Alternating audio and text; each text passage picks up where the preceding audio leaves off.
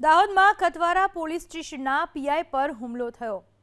Checking માટે અટકાવતા Eicher ચાલક હુમલો કરીને ફરાર। ખંગેલા બોર્ડર ઉપર પોલીસે તપાસ માટે આઈસર ટ્રકને અટકાવી હતી। પૂછપરછ બાદ બોલાચાલી અને ઝપાઝપી કરીને આઈસર ચાલક ફરાર। પીઆઈએ પીછો કરતા પથ્થરો વડે હુમલો કર્યાનો આરોપ।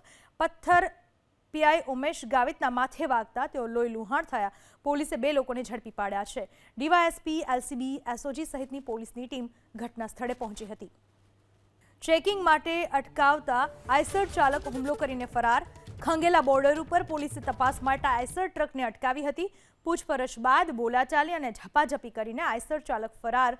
પીઆઈએ પીછો કરતા પથ્થરો વડે હુમલો કર્યાનો આરોપ।